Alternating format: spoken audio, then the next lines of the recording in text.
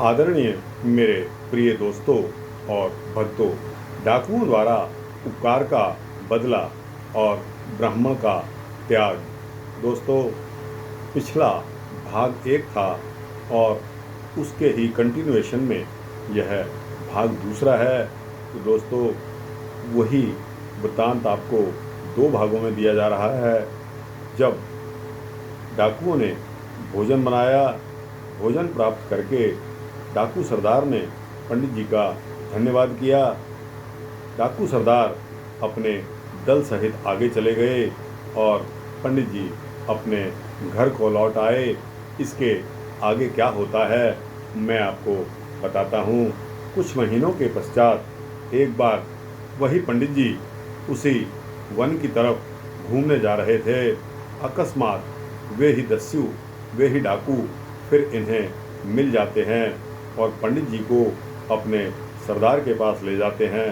सरदार ने इनको प्रणाम करके कहा, पंडित जी, आपके उस दिन का उपकार हम नहीं भूले हैं।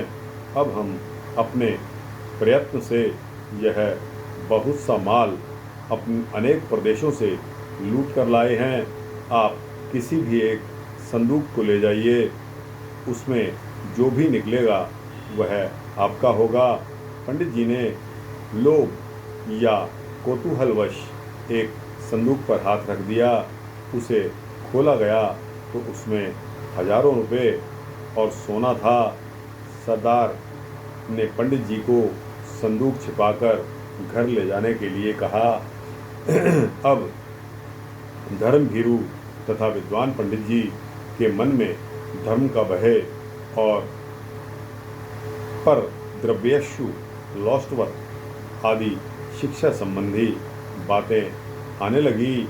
गीता के धन और पत्थर में समान भाव वाले गुणातीत व्यक्ति का ध्यान आया। श्लोक की मस्तिष्क में याद आ गई। समदुःख सुख स्वस्थः समलोष्टाश्म कांचन।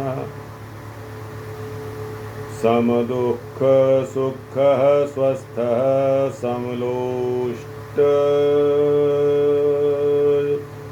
समलोष्टाश्म कांचनः। तुल्यप्रिया प्रियो धीरस्तुल्यनिन्दात्म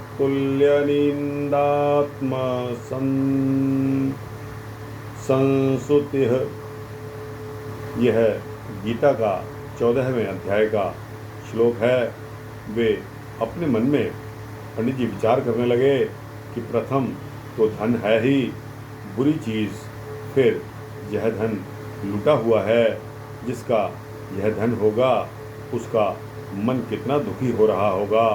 ऐसे पापमय धन को ग्रहण करके मैं अपने परिवार को तामसिक स्थिति में नहीं ले जा सकता। इस धन को लेना तो घोर पाप है। फिर भूखे को भोजन देकर उसके बदले में धन लेना तो गृहस्थ धर्म को कलंकित करने वाली बात है। ऐसा विचार कर पंडित जी ने सरदार को धन लेने से एकदम इनकार कर दिया। सरदार ने बहुत ही आग्रह किया किंतु पंडित जी नहीं माने। पंडित जी खाली हाथ ही घर लौट आए। यह था दस्यु सरदार वाला यानी कि डाकुओं के सरदार का उपकार का बदला और धर्मज्ञ पंडित जी का आदर्श त्याग।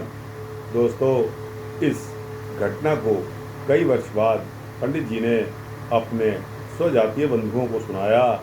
उन्हीं सुनने वाले बंधुओं में से एक सज्जन ने यह घटना गीता प्रेस गोरखपुर तक पहुंचा दी, जिनका नाम प्राध्यापक श्याम मनोहर व्यास MSc। दोस्तों, यह वृत्तांत गीता प्रेस द्वारा छापा गया। आपको कैसा लगा? दोस्तों, दोनों ही वृत्तांत सुनेंगे तभी आपको सारा का सारा समझ में आ जाएगा। दोस्तों, यह सूक्ष्म वृत्तांत रहा। भाग 1 में भी सूक्ष्म ही है। दोस्तों, यह 2 जगह बांट कर दिया गया है, तो इसलिए मैंने भी इसको दोनों का एक नहीं बनाया। दोनों के 2 भाग आपको क्रमशः बता दिए। कृपया दोनों भागों को सुनना, तभी आप निष्कर्ष पर पहुंचेंगे।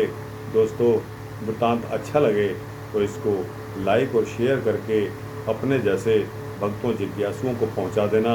और दोस्तों, इस चैनल को सब्सक्राइब करेंगे तो आपको इसी तरह के भक्ति वृत्तांत मिलते रहेंगे। जय श्री राधे, जय श्री कृष्ण।